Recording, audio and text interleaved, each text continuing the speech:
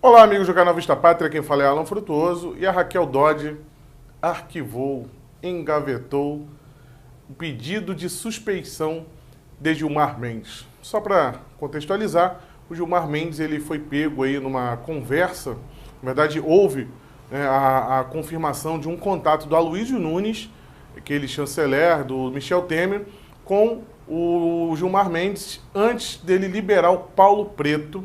E por isso mesmo foi pedido aí pelos procuradores da Lava Jato que o Gilmar Mendes fosse afastado da Lava Jato, desse caso, né, não pudesse aí julgar coisas relacionadas ao Aloysio Nunes e ao Paulo Preto, enfim. E isso foi para a Procuradoria-Geral da República e a senhora Raquel Dodge tinha aí a missão de analisar esse pedido da Lava Jato e encaminhar para o Supremo Tribunal Federal para que o Dias Toffoli autorizasse a análise do pedido, a votação do pedido de suspeição e, através do plenário, todos os ministros votassem se eram a favor ou não do Gilmar Mendes ficar de fora desse caso aí, por possuir algum vínculo com o Aloysio Nunes. Tá? Essa é a situação. E o que aconteceu? Raquel Dodge arquivou. Ela nem mandou para o Supremo, né, para ter essa análise do Toffoli e depois ter a votação no plenário. Simplesmente engavetou. E é a terceira vez que um pedido contra o Gilmar Mendes sobre suspeição é arquivado. Terceira vez. Ele é um ministro que possui aí, né, muitos contatos políticos. No meu outro vídeo aqui, que o título Impeachment de Gilmar Mendes, eu coloco lá alguns áudios deles aí com o Aécio Neves, com o ex-governador do Mato Grosso. Ontem mesmo o Gilmar Mendes aí foi se encontrar com o Fernando Henrique Cardoso. Ele está sempre em contato com o político do PSDB e vale ressaltar que ele foi indicado por Fernando Henrique Cardoso para o Supremo Tribunal Federal. Mas antes de falar de Gilmar Mendes, falar rapidinho de Raquel Dodge. Raquel Dodge, aí, ela foi nomeada pelo senhor Michel Temer de uma maneira um pouco atípica. Na verdade, havia uma tradição aí dentro do Ministério Público em que era oferecida uma lista com 3 nomes e o presidente da República, ele nomeava, né, ele indicava para a Procuradoria-Geral da República sempre o primeiro nome aí mais cotado pelos integrantes do Ministério Público. Dessa vez o Michel Temer fez diferente. Ele nomeou a segunda. A Raquel Dodge não era a primeira opção.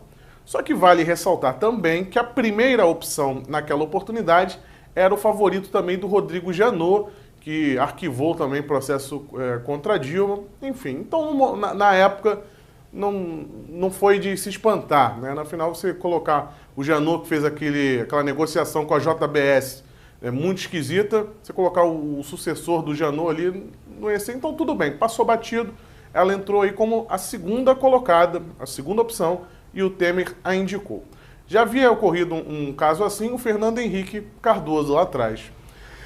E é engraçado, né, quando a gente fala aqui de arquivamento, já que ela arquivou aí o pedido de suspeição de Gilmar Mendes, a gente pode observar alguns arquivamentos aí já feitos pela Raquel Dodge.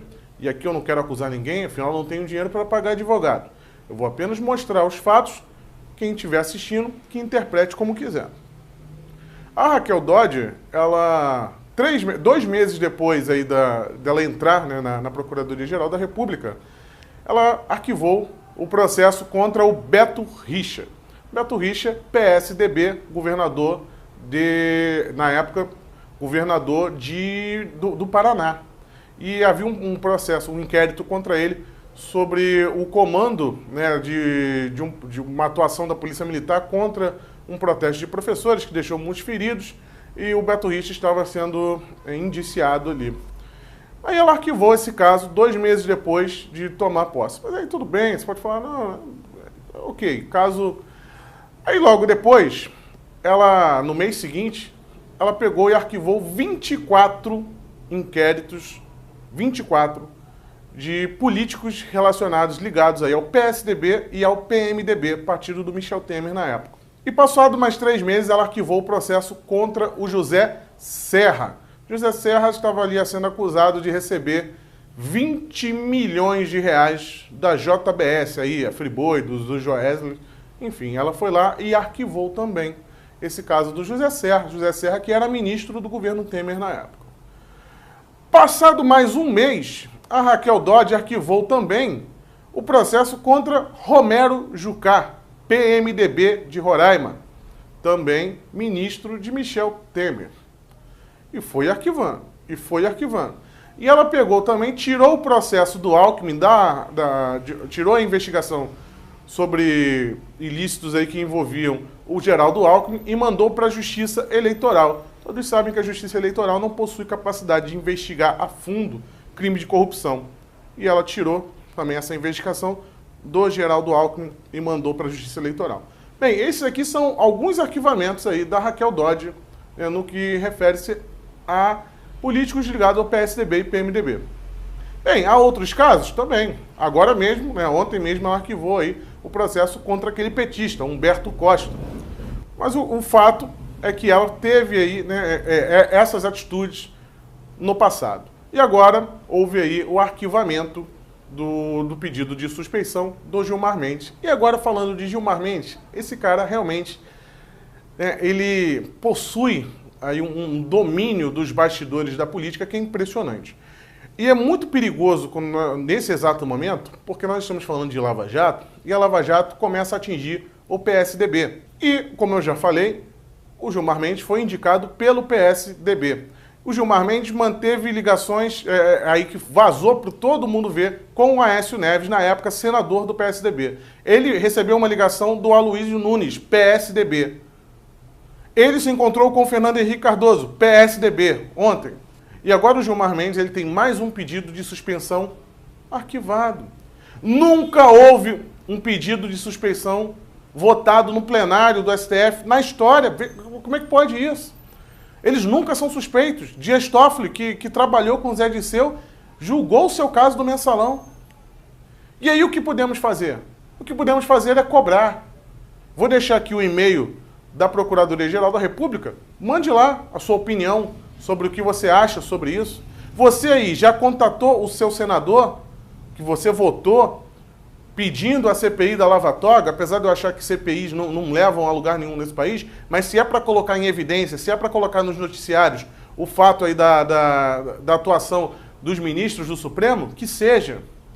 Você já cobrou aí o seu senador sobre o pedido de impeachment do Gilmar Mendes? Eles podem simplesmente anular a Lava Jato. Vale lembrar que esse pedido do Aloysio Nunes, nesse caso que gerou esse problemão aí com o Gilmar Mendes, ele estava falando sobre Paulo Preto. Paulo Preto é considerado o Palocci do PSDB. Corre risco até de vida na cadeia. E esse encontro do Gilmar Mendes com o Fernando Henrique, alguns analistas dizem que é para preparar um habeas corpus para o Paulo Preto, mesmo ele estando condenado a uma pena alta. Uma forma dele não delatar, porque ele está desesperado e vai delatar todo mundo. Então, olha só, a gente pode perder a oportunidade de ver os caciques do PSDB caindo, assim como o PT ruiu, o PSDB também pode ruir de vez. O PSDB já ruiu nas urnas, mas falta agora os criminosos que atuaram nesse partido por muitos anos, que foram aí cúmplices do PT, com a sua omissão durante anos. Se o PT fez tudo o que fez é porque não existia oposição. Era uma oposição fajuta. Então nós temos a oportunidade agora de colocar alguns caciques na cadeia. E o Gilmar Mendes pode acabar com isso aí. O histórico dele já mostra isso. Então é muito importante que você cobre, vá lá na rede social, cobre o Davi Alcolumbre sobre o impeachment do Gilmar Mendes. Faça isso, faça a sua parte também. Pegue, vá lá na rede social, a rede social que você usar, Twitter, Facebook, faça lá um simples cobrança, um comentário. Vamos fazer a nossa parte, porque podemos perder essa oportunidade. Até mesmo porque se não houver cobrança, os políticos não vão se mobilizar, porque há o projeto da reforma da Previdência.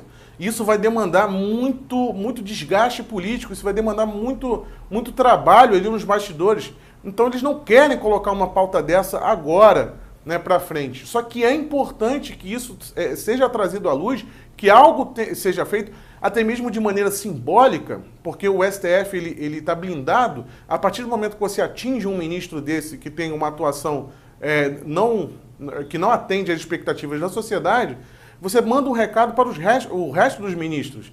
E, como eu falei, se isso não for feito agora, os caciques do PSDB vão se safar. Tá? Que foi Alan Frutuoso, para o canal Vista Pátria. Se inscreva no canal, ative o sininho. Se você não está recebendo notificações, dá uma olhada aí, verifica. Redes sociais do Vista Pátria, está tudo aqui embaixo. Meu Twitter pessoal também, link na descrição. Se você puder colaborar com o canal, gosta do trabalho, aqui embaixo também, primeiro link na descrição. Tá bom? Até a próxima. Tchau, tchau.